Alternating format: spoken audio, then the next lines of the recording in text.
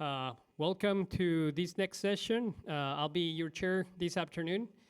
We're going to start with Guilherme Preis, who is a veterinarian and epidemiologist with a PhD in veterinary medicine from the University of Minnesota. He currently works in Topigs, Norsvin, USA, and he'll be presenting us from the barn to the spreadsheet, making sense of production data. Welcome, Guilherme. Thank you, David, for your introduction.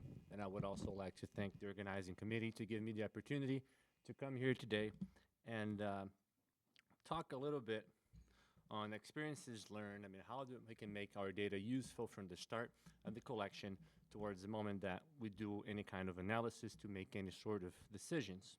Right. I believe that, I think I'm using my touchpad here, it's a little better. Everybody has heard the term garbage in, garbage out, or GIGO, right? But to make this very graphic, right, what does that mean? So the first thing that I would like you to ask yourself is, what kind of data are you working with? And we always have to make that question to ourselves. Is it a messy data, right? Is it like complete with a bunch of typos, a lot of incomplete fields, and inconsistent IDs, right? In the world of data science, this would be considered garbage data, right? And then that's all we have, perhaps, and then we decide to go ahead and throw it into any statistical or software such as R, or maybe even Excel, SAS, Python, Power BI to make some fancy dashboards. And then in the end, because that's what we started with this kind of data, we're gonna end up with more garbage, right? So we're gonna end up with misleading outputs, bad KPIs, and then the report maybe is gonna look all fancy and nice, right? But the numbers are still gonna be wrong, right? Hopefully we catch it so then we don't make the wrong decisions, right?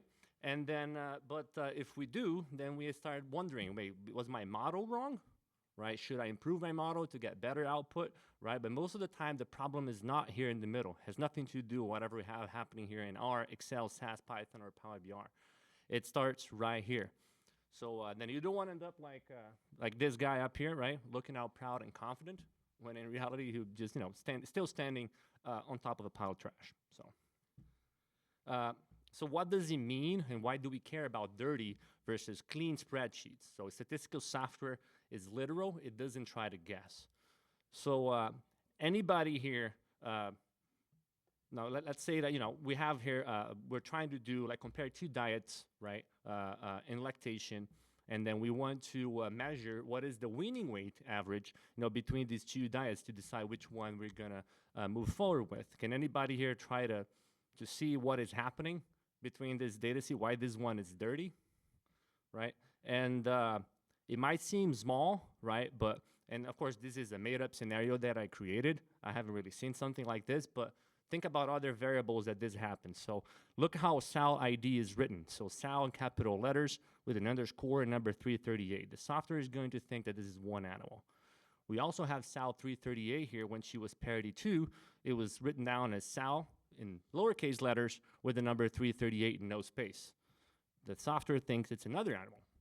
And then on third parity, she was written as Sal, capital letters with a hyphen, and then 338. That's another animal for the software. So then in the end, instead of being one animal, we have an N of 3. This is gonna mess up with all of our confidence intervals, our p-values and everything, right? So then you don't want that happening. It might change your estimates, and then it can also impact how you're gonna make your decisions. So let's say if we pick it up, this scenario wouldn't be that big of a deal. You can use software to fix it, and then in the end, you would have a spreadsheet that looks something like this, right? Sal 338, she's always now standardized and written the same way. Now the software knows that this is only one animal, right? And that can save you a lot of trouble. But what is really like the cost of bad data?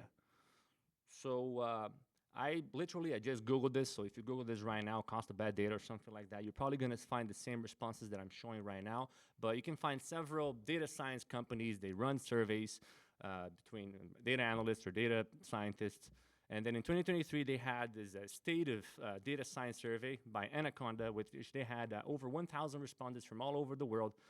And then of the 1,000 respondents, they found that data prep data preparation, data cleaning, it was the number 1 and number 2 most time-consuming tasks that all those data analysts were spending.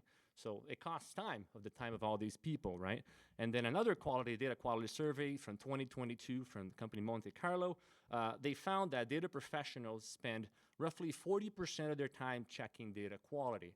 If you think it in terms of a whole week, maybe Monday and Tuesday, they're spending just checking on data quality, and then Wednesday, Thursday, and Friday, they're doing work that can actually help you improve production. They also estimated that poor data quality impacts 26% of their company's revenue, be it by their employees' time or by wrong decisions that people might be making due to that bad input that they had in the beginning of their models, right? Also, they found that data quality incidents, they reported that it can take over 4 hours to be detected. That is, if it is detected, right? If you detect it, you can at least be happy that you can fix before any further damage can happen, right? But the number of total incidents, it increases with more complex pipelines, bigger data teams, and greater volumes of data. So even if we're starting small with a smaller team, with a smaller data set, we should make sure that we get everything right? So as we keep expanding our business, increasing our volume of data, we don't also increase the number of incidents of data failures that can lead us to bad decision making. So how much, that's the 2 questions I'm gonna leave here on the slide. So how much is your time or your analyst time worth per hour? And also, what could one bad decision based on the bad data cost to you? That might depend on what kind of role you take in your company, but it can sum up to more than hundreds of thousands of dollars, right? If I can do like a quick poll, like anybody just raise your hand, if you work into any capacity with data analysis in your company, if you can just raise your hand. And would you agree that when you are working with data, just maybe keep your hand up, do you spend more than maybe 40% of the time making sure the data is good before you can actually do something with it? And yeah, so yeah, this is like, you can ask anybody, and everybody agrees with this. So what can we do to make sure that the data is right from the beginning?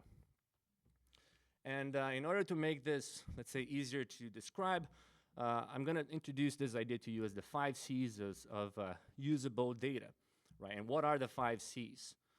Context, consistency, completeness, coding, and connectivity. The first 3 are the absolute most important ones that anybody that works with any kind of data are gonna have to follow. The last 2, coding and connectivity, only if perhaps you're working with a larger data set, a larger project, right? So it doesn't always apply, but if you are going to work with coding and connectivity, you need to get the first 3 correct. So for context, define the decision that you're trying to make. What is the purpose of collecting that data? That needs to be clear so you can decide what data you're going to collect. Consistency, you have to control the input options and define formats. If you leave, let's say, a lot of freedom, let's say out in the farms, to how people can input the data, you're gonna come up with a lot of creative responses, and that will make your data analysis a lot more complex in the end. Completeness, so required fields, make sure you have those set up, because you don't want to end up with a bunch of blank cells under the variables that you absolutely need in order to make your decision. So perhaps set up soft and hard stops to warn people that you need to input this data if you want to move forward and save this information, and even helping using sensor assist with perhaps RFID tags. That's pretty simple, right? But it can also help you automatically fill a lot of fields and save time when collecting all that information. And then for coding, coding is there basically to help you to keep things more consistent. It can help you a little bit with some of the failures that happen on the first 3 steps, but it's not going to do any kind of magic, right? It's only going to help you make sure that the data is tidy, so then you can move to the data analysis part.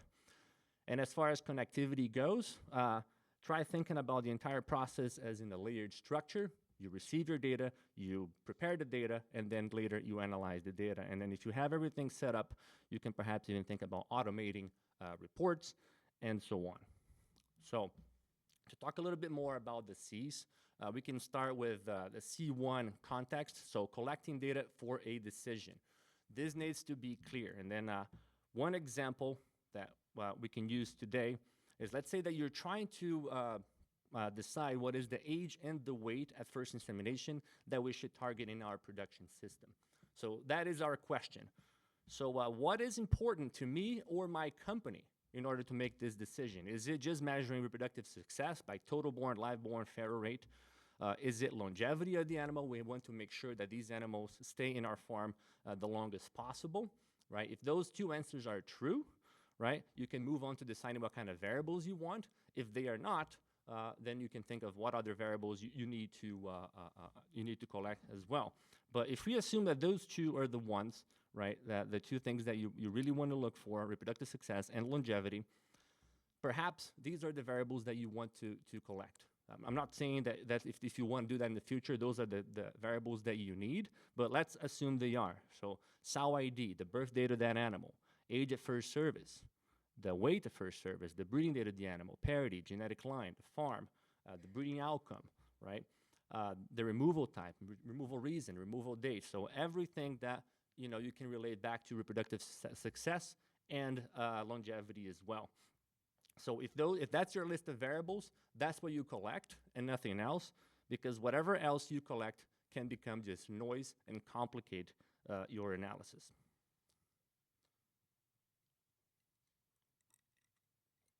And moving to our second C, consistency. So make sure that everything is right, at least, if not all the time, at least most of the time. So, and I know this is actually hard to do, right? This is not something easy. But for instance, because you don't want to restrict too much your workers in the farm, because that can delay them from doing the other chores that they have to do.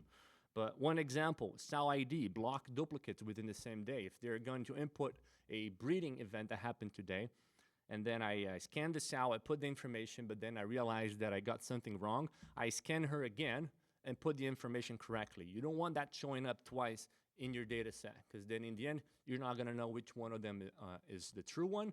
They're going to have different values, and then that's going to make it very hard for you to decide what to do with it later. You might have to decide to just ignore that animal from there on, and then you're going to be losing precious information. Farm and site, you should have one master list, right? Usually everybody has this one figured out, right?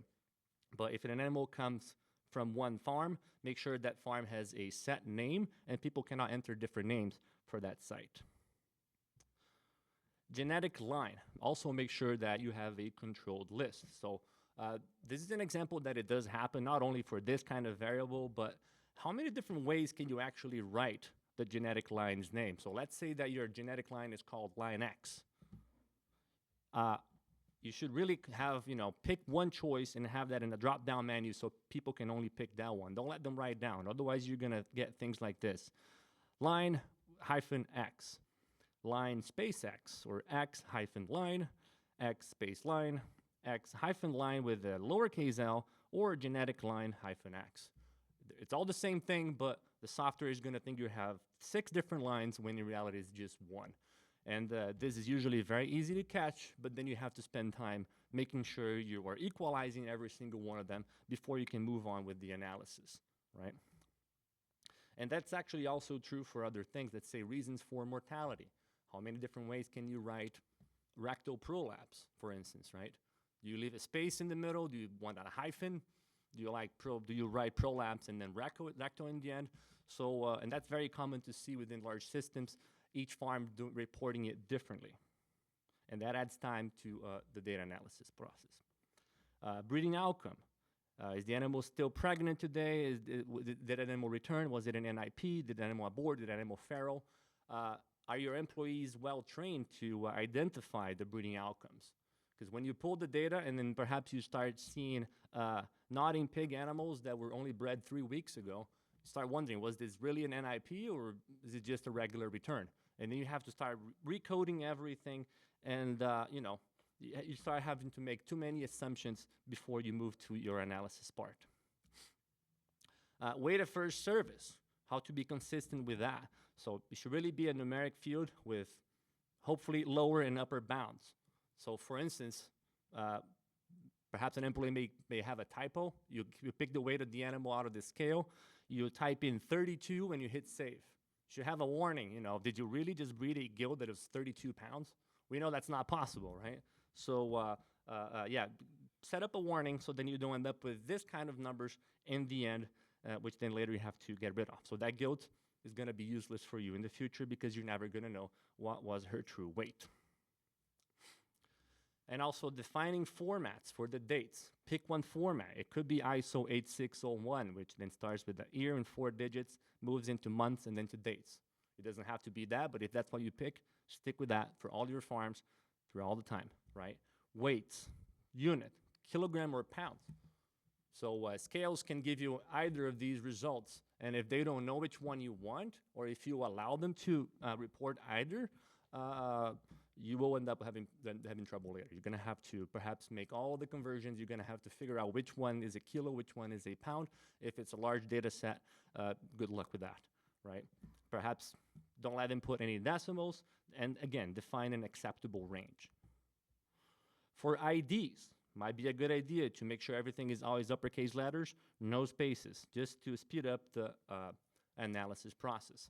So the thing here is that consistency is key. The third C, completeness, is that you really shouldn't have any blanks where the decisions depend on it. So what are your required fields? What are the must-haves so that you can make your decision? You can set up rules that the software will not save if the person does not enter the information to the required field, right? You can set up soft stops or maybe hard stops. The soft stop would be just a warning before it allows to save. So it could just be a warning saying that, hey, this is out of range. Could you provide a comment? Can you make sure that it's correct, right?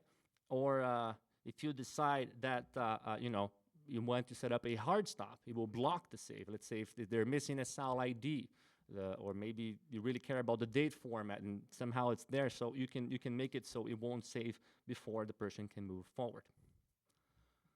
And lastly, for completeness, this is also pretty simple. I think most people already work with this. So RFID scanning, it does help you, so you don't have to clean the tag of the animal so you can read the number. You just approach the animal with the rod, or the animal walks through the sensor, and then your system can autofill a bunch of the variables, and that saves you a lot of time.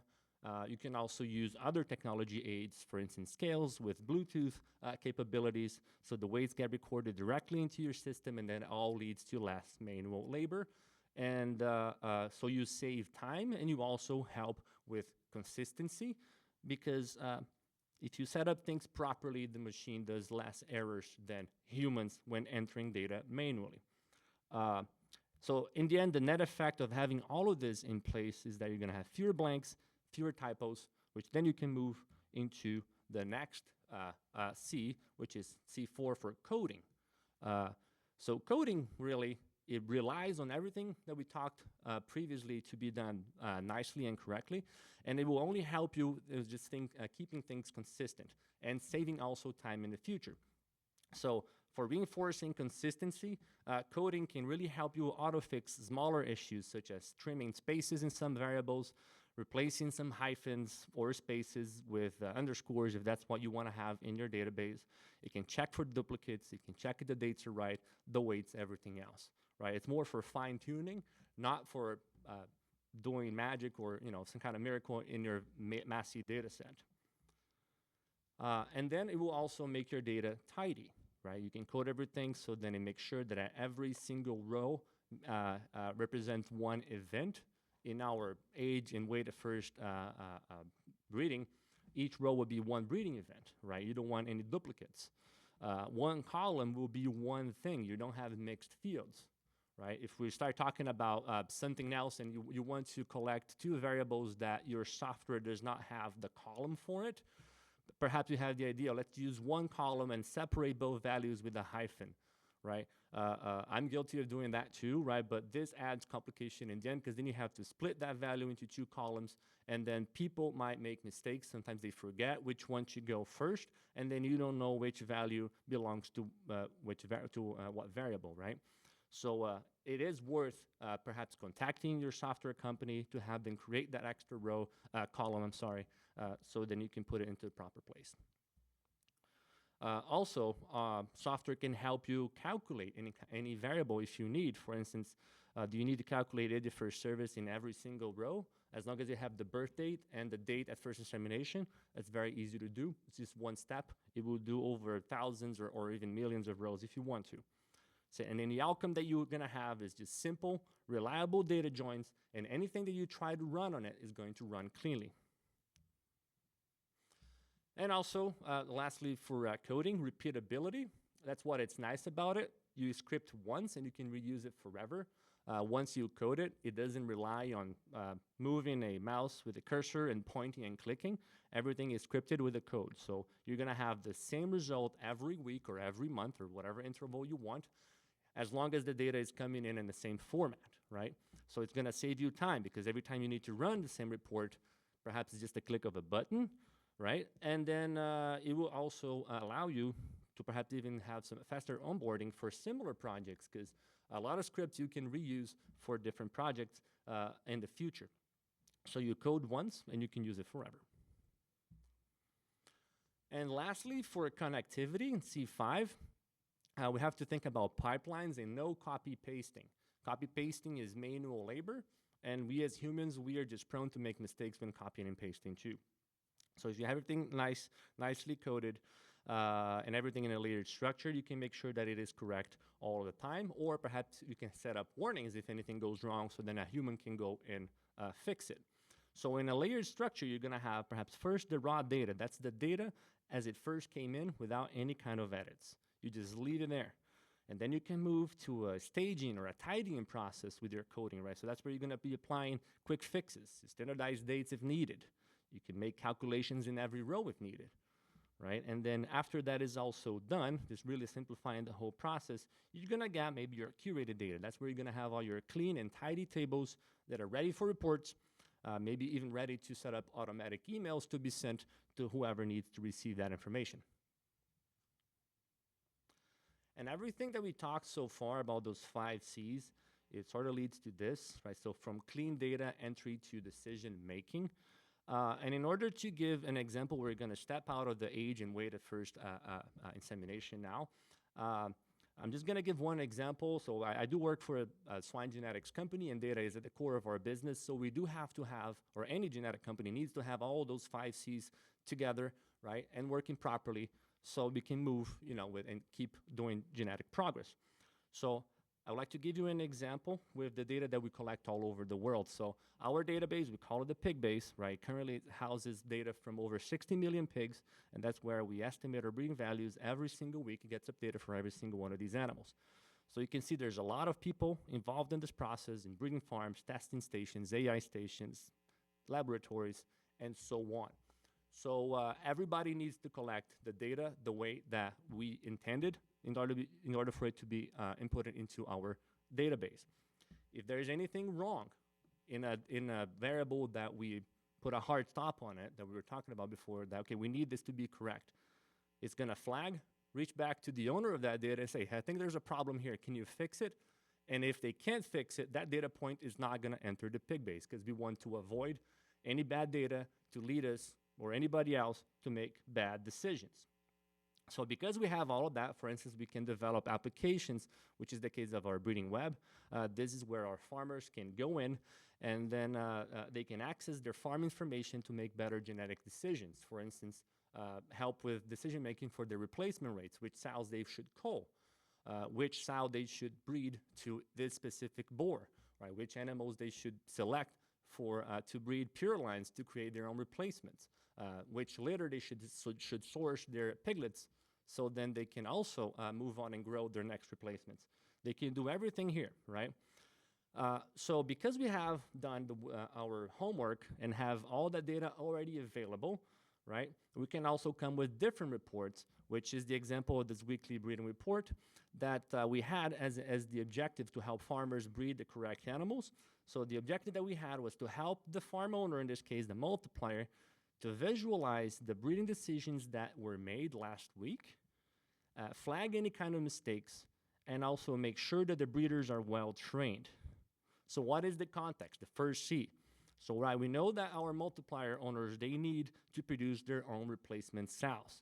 And then we want them to, and they also want to pick up their highest index sows to be purebred using semen from the same breed. So if we're talking about a large white sow, they need to use large white semen and then use the higher index sows, so then their progeny also are the highest index, so then they can use as their replacements, right? That's the rule of thumb. Of course, sometimes they can because maybe the animal is lame or is not in a good health condition, right? But that's the rule that we need to be following.